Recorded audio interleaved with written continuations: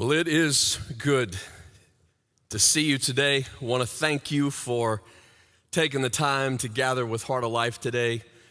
For those of you who are at any of the locations, mission sites, we thank you for taking the time. Those of you joining us online, we are just grateful to have the chance to celebrate the greatness of our God today.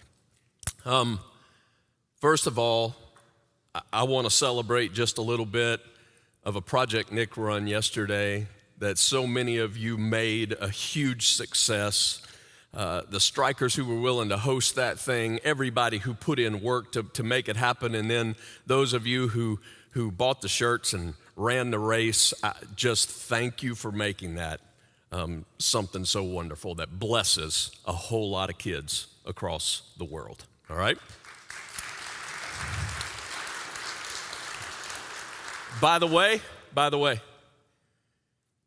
word is, the winner of that race just happens to be a 50-year-old dude. As a former 50-year-old dude, man, was I proud as I watched him, as I sat and watched him cross that finish line. I was cheering him on. Fantastic. It really was. Hey, today we got a treat.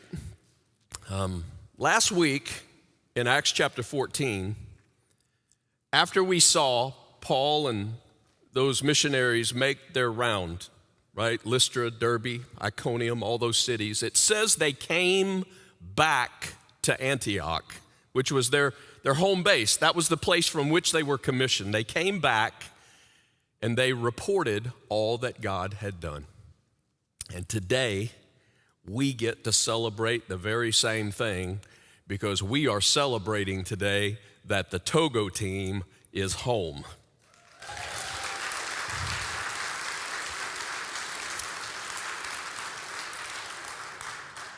It's crazy to realize it was more than 15 years ago that God put on the heart of a man in Heart of Life. His name's Kevin Jennings. Really a heart for somewhere on the continent of Africa. And then as God made clear what God was up to, we eventually knew that to be Togo. And he has been a part of leading over this 15 years. We're grateful that today he is going to share with us out of this last 30 days, I think, which is by far the longest we've ever seen a team like that be gone. But we're glad they're home. But 30 days, he is here today in order to report to us what God has done. I'm reminding you, it's for you. Because what we learned last week is if you're a Christian, then you're a missionary and you're a discipler. That means that what God has done out of these last 30 days, there's something that has to do with you. I encourage you to open your heart. One more time, would you welcome Mr. Kevin Jennings this morning? Look at you guys. You look pretty. Come on, guys, work with me. Let's do it loud. Woo! We are glad to be back here. Man, you guys never look so pretty. My goodness. You know, you'll never know what these last couple of weeks were to us with the messages that we were receiving from some of you. The blessings that you made. There's messages that I've saved that I only got from one person, and it just said everything. And then I would get another one from another person. It would just say everything. We'd get another one from another person. It would just say everything to us. And we were in this lockdown situation where we couldn't do anything, couldn't go anywhere. And we were trying to figure out how in the world that we were going to bless these people in a fashion that they deserved and not miss out on something. And you know what? It was us that got the blessing. You guys reached out to us in a fashion that you will never understand what you meant to us. And to be so secluded and on an island that you feel like you can never get off of, and we keep getting those reports from home, we're praying for you. There's people that love you. There's things that are happening here. And we felt our team grow from 5 people to 500 people. And it was just amazing, the blessing that you were to us. On this trip, we had a difficult time getting into the country because, you know, all the issues with COVID, all the problems that we had with being able to get in, get our visas, get our shots, our tests and all those things, we had to take a test to get on the airplane to fly over. And then somewhere in that 24 hours, they were afraid we were going to pick up COVID. So we had to test to get off the airplane. And then when we got the results from that test, we were able to go anywhere in the country that we wanted to go for a short amount of time. And so it took us 2 or 3 days to get those test results back. And then once we got them, we were able to go north is where our project was. And we went up there, and our goal was to work in a school. Our goal was to work in the villages. Our goal was to meet the chief, and our goal was to go through all these different things and see the people that we haven't seen for 2 years. And, you know, and we were just broken because these people were up there without us. We had a pastor on site. His name's Aruba, and Aruba's been working diligently for 2 years with no support from the outside. And we felt like that he was just stranded up there. So for us to get there as quickly as we can to see what's going on and to be able to embrace those people and love on them was just what we wanted to do. And we finally got permission to leave and go north. Well, when we got to the north, the first thing that we did was we went to meet the chief. Chief was he was excited. And he was upset with me because I haven't been there for 2 years. He was upset with the team because they hadn't been there for 2 years. And I said, Chief, we got this thing called COVID that won't let us travel. He said, we've heard of that, but we don't got it here. You should have came anyway. And so with that being said, he just couldn't comprehend. He said, there's just no reports of COVID anywhere. And he said, you should have been here with me because I needed you here. I need what you guys got. And we're talking to a man that is a Muslim that understands that to him Christ was just a prophet. And in our process of talking to him, we're trying to let him know that Christ was not a prophet, he was a Messiah. And he's beginning to listen to that. I don't know if we'll ever convert the man, but I know that he'll hear the gospel, and he will let us tell his people the gospel and share it with them over and over and over. So we got to meet with the chief, and in the process of meeting with him, he gave us permission to continue our work. He gave us permission to do what it was that we'd come to do there, but he started making requests. You know, one of the things the chief was really adamant about is that he wants the Western culture into his people within his lifetime. And he says over and over, I'm getting old. I need you guys to move faster. I need these things to happen. What is that but an invitation for us to just go and tear that country up? For us to go and just visit and engage those people over and over and over about what it is that we have that they need, and they're hungry for it. The kids just love us. The kids just, you know, they don't get a lot of attention from their parents, and they just run to us, and they hug us, and they squeeze us, and they sing little songs. You have to get the ladies to sing the songs for you because they're really good at it. And some of them taught them some songs that were kind of silly. But they just love us because they don't get that kind of attention. And so in our process of talking to these kids with this language barrier, all we can do is hug them. All we can do is teach them little songs. All we can do is play with them. And to take a soccer ball, roll it out in the road, and kick it around for a couple of hours is the highlight of their week, highlight of their year. And they'll never forget it. But for us to be able to go there and do that, meet with the chief, get permission from him to go and do our next things was just exciting. But then the next day, or that afternoon, we got to go to a little village called Titi. And that's where we're putting a school in. That was cool. There's 40 or 50 kids that don't have a chance for education that us as a church are given that opportunity to.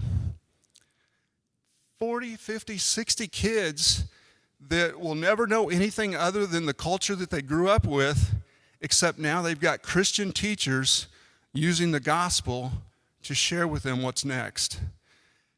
I am so excited for us as a church, for the people that got on board with this. You know, I mentioned to a couple of people that I wanted to see this happen.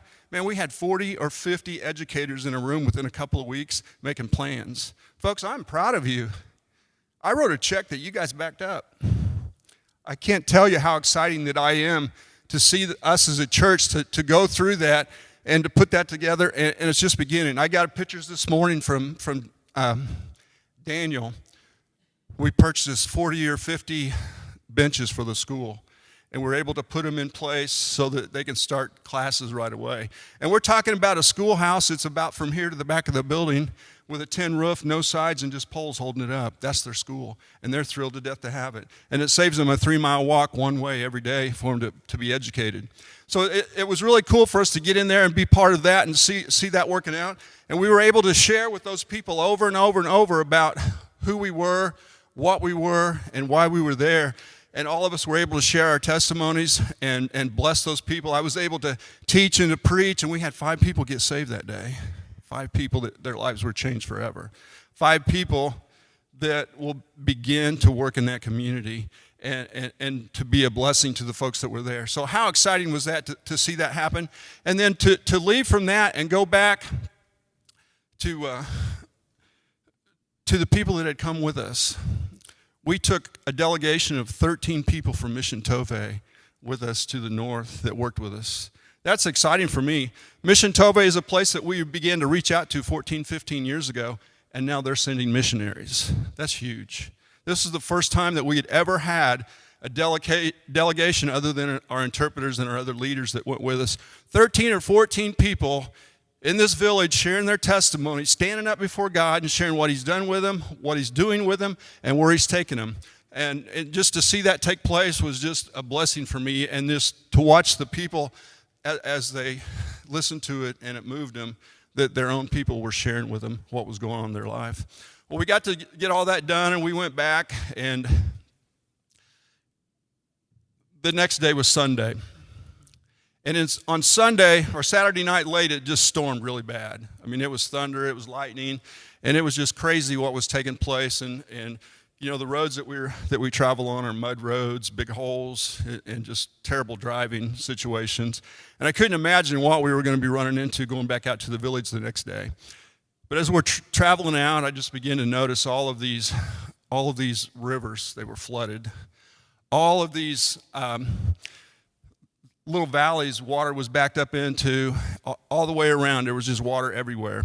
And we weren't able to, it was just really limiting what we could do. And as I was traveling out there, I just kept visualizing that all this troubled water, all this rushing water, all this danger from this rain had taken place. And I didn't know what that meant to me.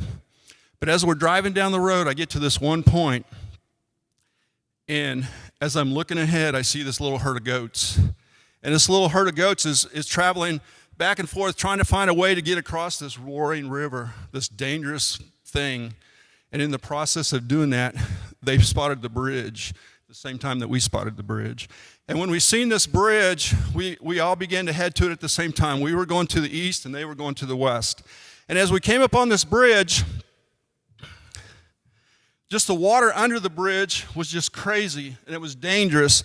And I began to think about, what are we doing here? What's our goal? What is it that we're about? And it come to me, we're here to build bridges. We're here to take people across this dangerous space. And it began to work on me what bridges were about. You know, in a military campaign, a bridge is one of the most important things there is, because it can get you across something safely and fast. You know, when we see the movies of war, it's always about either building a bridge or blowing one up. The Allies will build a bridge, and the enemy will try to destroy it. Why? Because you shut down communication, you shut down support, you shut down all the things that are necessary. So as a Christian team, as I saw that bridge, I began to think, that's what we're here for. We're here to build a bridge. We're here to build a bridge over something that's incredibly dangerous, something that you would die if you got into it, and something that will just consume you and take you away, never to be seen again. So in the process of thinking about a bridge and how that it's going to affect what happens next, I just began to look for bridges. Everywhere I'd go, there's a bridge. Everywhere that I went, there was something to get you safely across an obstacle. We crossed bridges just with rocks over a stream. We crossed these waterfalls, huge rocks, as big as this stage, where we would cross over to get to the other side of a waterfall. We crossed little logs that were over a stream and where we'd have to walk on them. All the way up to when we got back to Daniel's rice paddy, there was a little bridge over the causeway for the water that he was able to get safely into his rice paddy and be able to do his work there. And everywhere I looked, there was a bridge, and I began to think about, what does that mean? What does it mean to build a bridge that's going to help these people? What's it mean to give them an opportunity of safety, opportunity of the gospel, opportunity to change their lives? And I began to think about 2 Corinthians chapter 5, verse 11. And that verse starts off with, since we know what it is to fear the Lord. Over and over when we got there, I would ask people, what's it been like for you? What has it been like for you the last couple of years? We've not been here for 2 years. Catch us up. Over and over, all that I would hear from them, we know what it is to fear. That's all they had. We know what it is to fear. We're scared to death. We don't know what's going to happen to us. Over and over and over, all we hear is COVID. COVID's going to kill us. The Americans are going to bring COVID to us, and we're all going to die. We're not going to be able to have babies. Our baby's going to be deformed. There's fear, there's fear, there's fear. And it came to me, the first thing we got to do is build a bridge across their fear. We didn't come to do that. We sat in a pastor's conference in Cara, and this lady stood up, and she went on and on and on about how afraid she was because we were there. And I stepped up to her, and I said, ma'am, are you afraid of me? And she said, no, I'm not. And I said, I'm an American. I didn't bring COVID to you. We just want to bring a bridge to you to help you across what you're struggling with. So we began to talk about that bridge over fear. And so to be able to bridge that fear, we have to get them to understand, since then we know what it is to fear the Lord, understand what it means to fear God, to understand what it means to not be afraid, but to understand what it means to fear the Lord. And as I did the research on that, I looked at that concept up, and to fear the Lord goes into awesome reverence, the beginning of wisdom, the beginning of everything that we need to be a follower of Christ, to get rid of all of that fear that consumes us in our life, to get rid of the things that hinder us, take us away, and to slow us down, and begin to focus on what's really important. You know, when I was a child, I was scared of the dark, scared deathly of the dark. But you know, once I got into the dark, I seen there was nothing to be scared of. And I'm not scared of the dark. I used to tell my kids when they were young, you don't need to be afraid of the dark. There's nothing out here any meaner than I am. You're safe. There's nothing out here that'll hurt you because I'm here. And that's the concept that we're looking for here. Since then we know what it is to fear the Lord, we understand that we're there with God. And there's nothing any stronger or any more powerful than what He is. So in that fear, we can trust Him. You know, I'm reminded in Exodus chapter 33:17. And Moses was talking to God, and Moses said, God, I want to see your glory. I want to see your presence. I want to be with you. I want to understand you. And God told him, He said, I would do the very thing you ask because I am pleased with you and I know you by name. To fear a God that knows me by name, to fear a God that knows what my weakness is, to fear a God that knows what my strengths are, to fear a God that's not afraid of me, to fear a God that'll take me places that I can never go. And in the process of teaching them about the fear of God, the next part of that verse is verse 22. When God says, when my glory passes, I will put you in the cleft of the rock and cover you with my hand. Safest place in the world he could have ever been. The most dangerous place in the world that he could have been was also the safest. He was with a God that he could fear, a God that he didn't have to worry about. And God put him in the cleft of the rock, and then he covered him up with his hand. How safe is that? So we begin to teach people that to fear the Lord is to be in that safe place, not be afraid, not be scared, not worry about what's going to happen around us, and to continue in that process with Him and keep moving. It's not an easy task because they've really been desensitized over a couple of years of how horrible it is outside of their country, how bad it is. And they get so much wrong information coming in from Europe and France and all those other countries, and it just cycles down, and it's not, there's a whole lot of untruth about it. And we weren't able to fix a whole lot of stuff in 2 weeks, but we can begin the process. We can begin taking it to where it needs to go. When we understand the fear of the Lord, then we're able to start bridging the fears of the world. We're able to start going across those cultural boundaries. We're able to get across the language barriers. We're able to get across the social barriers. We're able to get across the financial barriers. We're able to get through all those things and begin to talk to these individuals and share with them why we're there. Everywhere we went, they said, give us money. We just need money. We need more money. And we would tell them, we can give you all the money in the world, but it's not going to solve the problem, because all the money in the world will be gone in a short amount of time, and you'll still have the same problem. We have to figure a way out of this problem that's not going to be financial. We have to figure a way that we put our trust in the fear of the Lord. We trust that, and we don't let anything hold us back. When we're thinking about all the different things that we need to look at, the next thing is that bridge over the troubled waters. There's so many things that are dangerous, so many things that hold us back, so many things that we just struggle with. And when we start building that bridge, I said earlier that in a military campaign that the bridges are some of the most important things because they move things fast. There's no hindrances. There's nothing slowing us down. And what happens when you have a bridge? There's an enemy that comes to try to blow that bridge up. And that's the next thing we need to work on, is how do we build those bridges and make them permanent so that we're not constantly getting attacked and not constantly being stripped away and go back to the troubled waters and try to get across those in a fashion that works.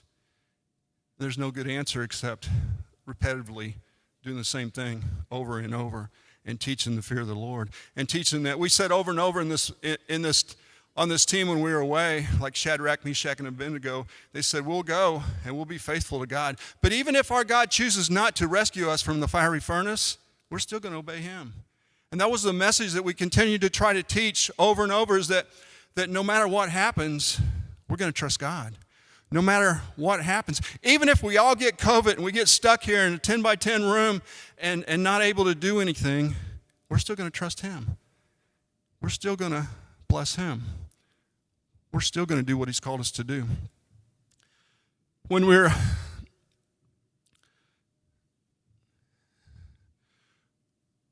were able to get the schools going, they're meeting now. That's exciting. We're able to meet with in the villages and share, have some parties where we danced with them, we shared with them, we played ball with them, we witnessed to them. All that was great. The next day was Sunday. We were able to go into church. We were able to preach and teach and share, and all of that was great. And then we began to move away from there to go to our next spot, which is up in Cara.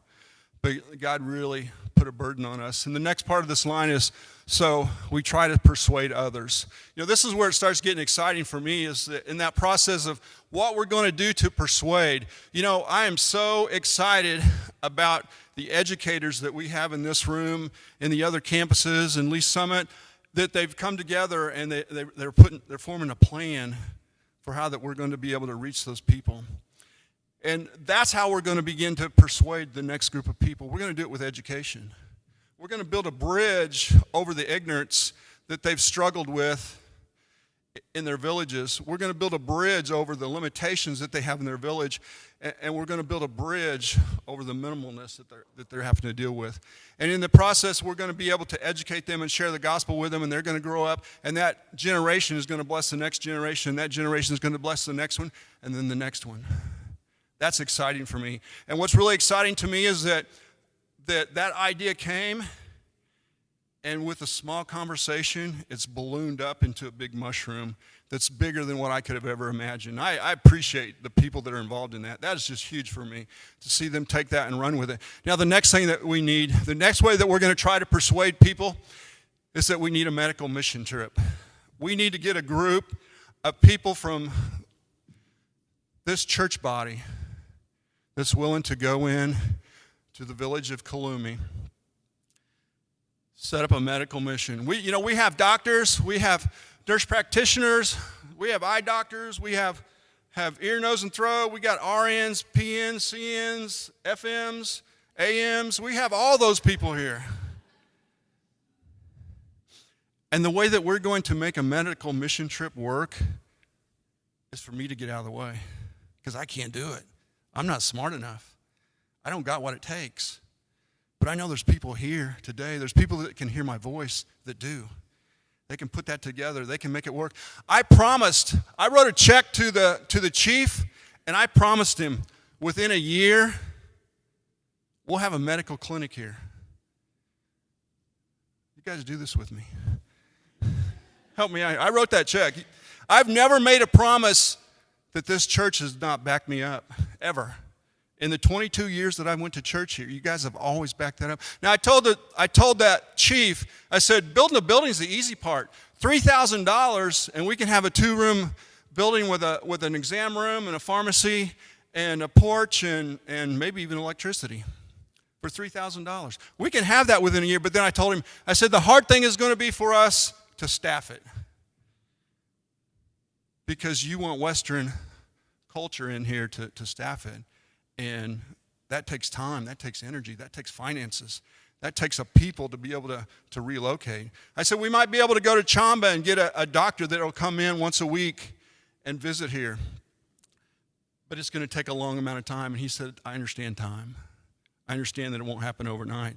But if you can start, it can go in my legacy as the person that's beginning this to happen. So I'm calling on the medical people to rally together like the educators, to be able to step into that place where they're like, I can do that. I can be the one to make the difference. I can lead that team. Folks, I'll go on the trip, but I'll stay out of your way. I'll play with the kids. I'll sing songs to the babies. I'll move them through the process, but I'll stay out of your way, and we'll have a great experience. And the long-term effects of that is that at some point, we can have people that will come out of school and go spend 6 months there at a time, spend a month there at a time. We can have a people that can be there for them when nobody else can. We can have people there that will help them when nobody else can. And it'll begin to make a difference. And as we're trying to persuade others, they're beginning to come to that place knowing there's a refuge there.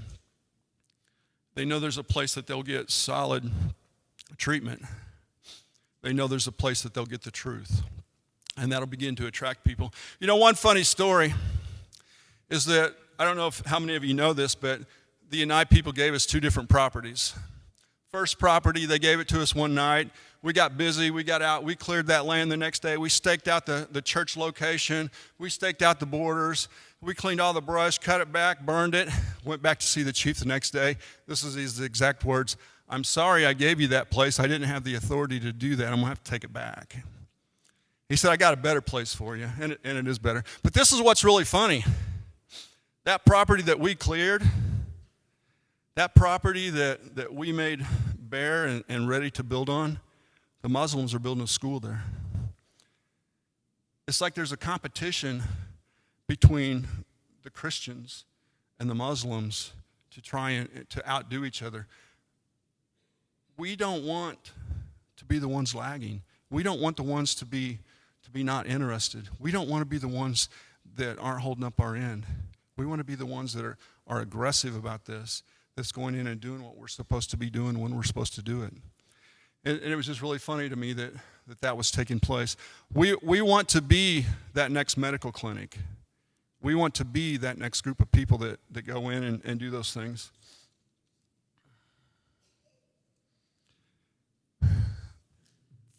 Third bridge I want to see us make, this is exciting for me, is I want to get a group of about 3, 6, 9, 12 men between the ages of 20 and 50.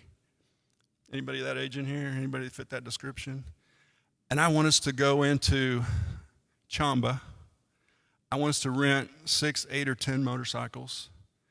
And I want us to tour those Anai villages, one village at a time. Just like in Acts chapter 14 last week when they went out, they went to the villages, they spoke to them, and then they went on, and then they circled back around and came again.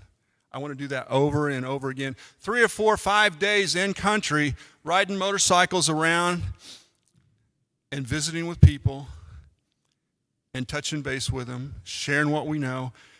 2 people and an interpreter and maybe 100 villages. I think I can get people on board with that. I think some of you right now, when I said that, you just kind of, ooh, that's got my name on it. I can do that. And to be able to get there and to be able to engage these people over and over and over for amount of time. Maybe we're in a village for 1 hour, 2 hours, 3 hours, and we share who we are, what we are, and why we're there. And then we get on our motos and we go to the next village and we do the same thing there. We go to the next village, we do the same thing there. And between our teams, we're able to visit everyone, map it out, where it's at, what it's doing, and how we're affecting it, and then go to the next one. Over and over, I want us to see us do that so that we can engage those people. And this is the key thing that I've learned about missions. It's not how long you stay, it's that you come back. We were there for 30 days. We got credit for 1 trip. 1. But if you're there for 2 weeks and you leave and you come back, you get credit for 2. If you leave and you come back and you leave and you come back again, you get credit for 3. And they begin to believe what we're teaching them because we keep coming back with the same story over and over and over again. And that's the concept that we're seeing out of Acts chapter 14 with Paul and Barnabas, is that they make that trip in, they share the gospel, they move on, and when they come back, they share the same thing again. And they do it again, and they do it again. And then over and over, you see the benefits of that. You know, one of the things that Jeff said last week that was really encouraging to me was that they didn't stay there till the whole village was discipled. They talked to a few and moved on. They left it up to the Holy Spirit what was going to happen next. They didn't leave it up to Paul and Barnabas what was going to take place, how they were going to be affected, what was going to happen to them. They moved on. They went to the next village. And it wasn't always easy for them. There were some difficulties that took place. I don't anticipate that happen other than maybe you might get COVID, but that's not the end of the world either. Best thing that ever happened to me. You know what's really funny? The first 14 days of the trip, God blessed everything that we did. The last 10 days, you know what he did to us? He put us in these small cubicles of rooms, and then he began to take a hammer and a chisel and begin to peel off the stuff that wasn't right, the stuff that wasn't healthy, the stuff that wasn't. And then he took a rasp and he began to clean that up smooth. Then he took fine sandpaper and he sanded those spots to where there's. That last 10 days, as hard as it was the best part of the trip, because it changed every one of us. You know, we had to get really creative how that we were going to share the gospel with the people that we couldn't touch, that we couldn't talk to, that we couldn't be around. And we really got creative with how we did it. Sometimes the only way that we could do it was to overtip a waitress because we didn't know her situation. She just knew that we were Jesus followers, and we knew that she hadn't worked for a long time. And we know that if we gave her something, that it would bless her and bless her family. And so ways like that, seeing the little kids with their little lips coming through the screen and saying, I love you, I love you, I love you. Those kids just, and the only way that we could bless them was to repeat back to them the same thing over. And as we went through that with them, just the way that it made them feel warm. There's one scene that was really crazy. We were all on the front porch of the house in the village, and these kids, if they hear a door shut, they just start coming out of the woodwork, you know. And before long, there's 8, 10, 12 kids up on the porch just hovering, and they start speaking every English word that they know because it gets a reaction out of us. And then I seen this mama come around the house. She had a switch that was about that long. And she came up on that front porch, and she took that switch, and she smacked it down on the concrete. And those kids, all their eyes got about this big around. They were scared to death. And there's this one door that leads out of the little courtyard that you pull in to get out. Well, this little guy, he was about this big, and he hit that, and he just kept bouncing off of it. And then Mama was back there with that switch, swinging it at him. And so So I reached up and I opened it for him. Those kids scattered. It was crazy to watch that happen. It was kind of scared me a little bit because I thought she was going to come after us next. And I think she could have taken us all because she was serious. And then when she left, she kind of smiled and winked and walked back. You know, that was a game for her, I guess. I don't know.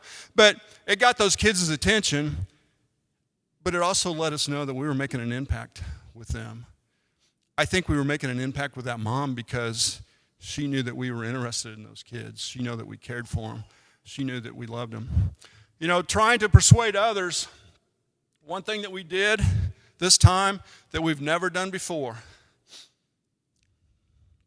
we've never done this before, is that we had an individual in the church that the night before we left handed me an envelope, and I didn't know what was in it. He said, just use this however you see fit. And after he left, I opened it, and there was $1,000, 10 $100 bills. And so I stuffed it in my passport stuff, and we left. About halfway through the trip, I began talking to the ladies about this money, what we would do with it. And we knew that Daniel's wife had a store, and she would buy things. She would buy charcoal in huge bags, and then she would sort it down into smaller bags and resell it. They'd buy yams in the north and take them to the south, and they would resell them. They would buy whatever they could buy. They would downsize it and then resell it. And then I knew that Kofi's wife had a store. In fact, 3 years ago when I was there, she privately talked to me, and she said, Kevin, can you help me with this? I'm having a hard time getting the store started, and it's what supplies our needs when we're going through difficult times. So I talked to the ladies about it, and I said, what do you think about this? We've never done this before. We've never given anything to the women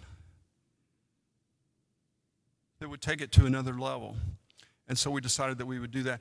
When we did that, in the process of persuading others, in 10 years, that will still be giving. If we would have gave that to the men, they would have invested into a ministry. They would have used it up. They would have supported a need. They would have bought gas. They would have paid a bill. They'd have done something like that. But giving it to those ladies, it's going to impact their family.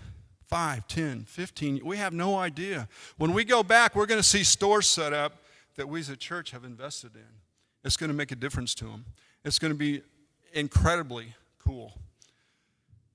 The last thing on persuading others is just that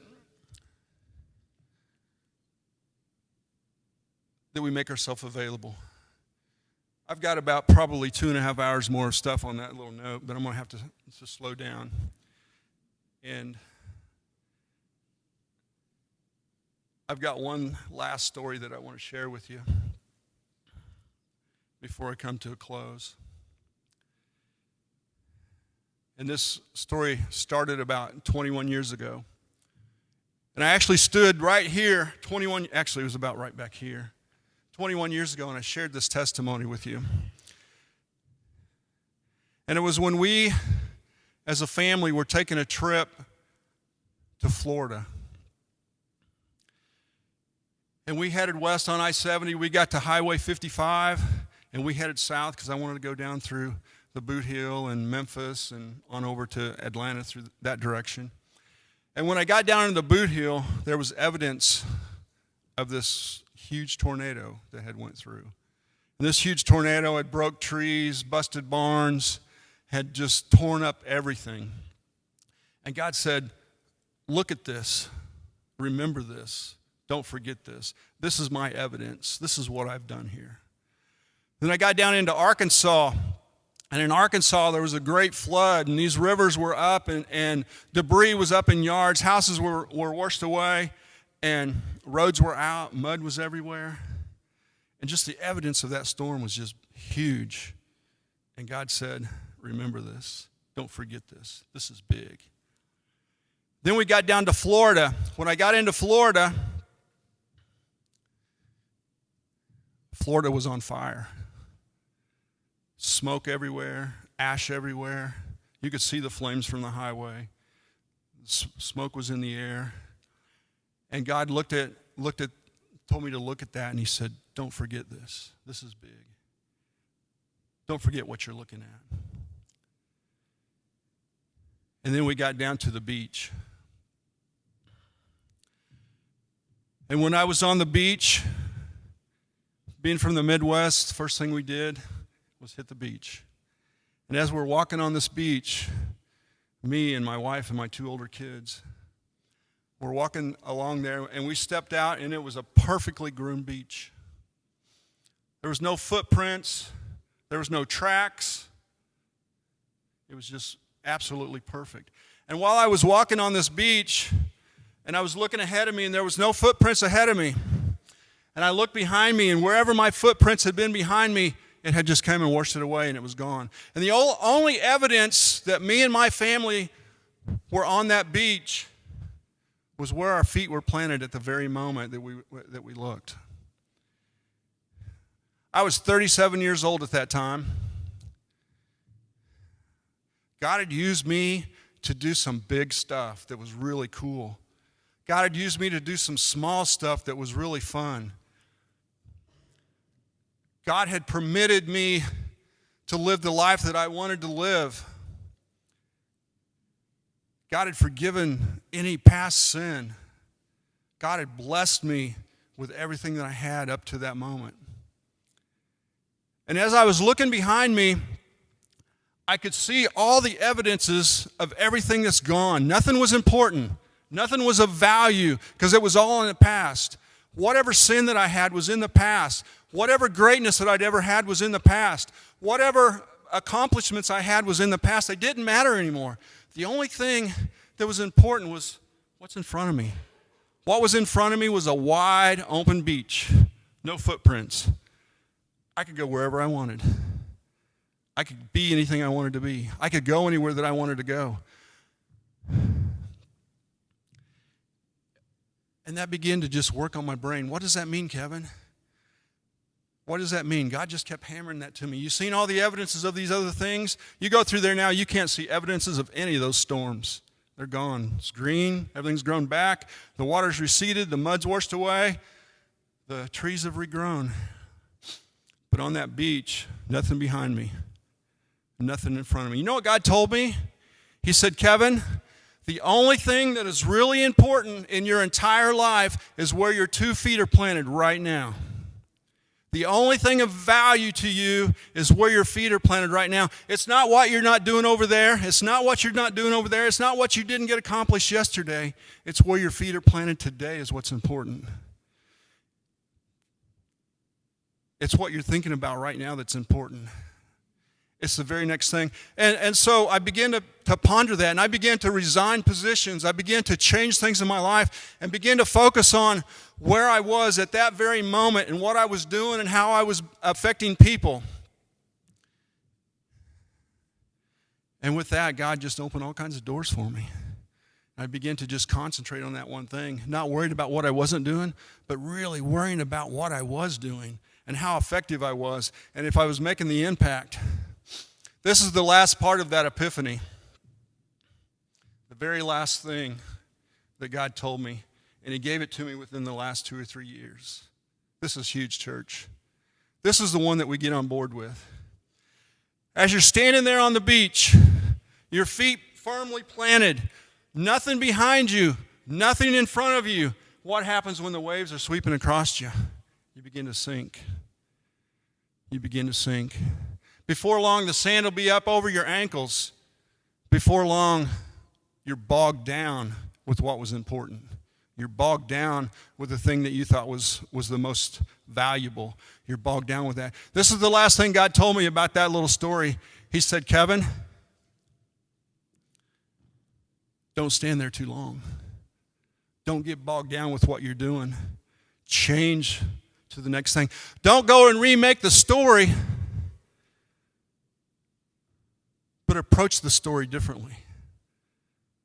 Take it to the people. Begin to persuade people in a fashion that you've never persuaded them before. Begin to impact and affect people differently than you ever have before. Don't get caught up in what's happened. Don't get caught up in how great you were. Don't get caught up with how small you were.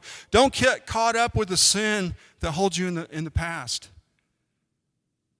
You know, one of the greatest bridges that Jesus did was when He hung on the cross and they nailed His hands, one here and one here. And we took a heavenly Father that wanted a relationship with His people, And sinful man ruined that with sin. And God had a plan that he was going to send his son to create a bridge so that you and I can have a relationship with God again. That you and I can begin to be who he wants us to be. That you and I can stand on a beach, our feet firmly planted in the sand of time, no tracks behind us, and a future that's wide open for us. Churches, as a church, I want us to get on board with this, and I want us to take those next steps. I want us to change the approach that we're doing. We've got several things that are coming up in the near future. The 6th of October, we're having a vault meeting that we're going to cover more in detail. The ladies are going to share their stories. I get to share a little bit of my story. Then this weekend coming up, we got the vault where the Burnt District is taking place, and we get an opportunity to represent that location. People are going to stop by. We can share with them. We can visit with them. We can witness to them, but we can be friends with them. We can reach out to them. We can touch them. We can love them. On the 16th of October, we get an opportunity to go to the Argentine district where I would like to see anywhere from 3 to 6 families get on board with this, where we'll go up in the morning and we'll do what we would call LOL projects, and we'll engage that community for about 5 or 6 hours, and then we'll come home and we'll sleep in our own beds that night. And we will have done third world missions 45 minutes away from home. I want to see us get on board with that and go and bless those people that are helpless and hopeless, and they don't have a chance. We have an opportunity that's down in South America. I can't remember the name of the country. But we have an opportunity within 2 years to go down and do a vision trip, an opportunity for missions down there that's going to be exciting. I've always wanted to go to the Amazon. In fact, my call to missions was visualizing myself floating down the Amazon River on a canoe, village to village, engaging people. That was what God used to interest me, that excitement and that trip. We're hoping that the Taiwan, the China, and all those Asian countries will open back up, and we can get a trip planned for that. And we can get on board and be there in the near future. We're just praying that all that takes place. But as a church, I want us to look at how we can persuade people. I want us to see what we can do next. I want us to be what God has called us to be and be willing, be able. I'm going to close down now. And I just want to share one last thing. 2 things that God has used for me. The last part of that verse, what we are is plain to God. In chapter 4, verse 17, 16, 14, we see that Peter and John was before the rulers of that day, and they said they could tell that they were unschooled and ordinary people. You could put my name in that spot. You could say, Kevin is an unschooled, ordinary person, but there's evidence he'd been with Jesus. That's what enables me to be able to do this. That's what gives me the energy. That's what gives me the power.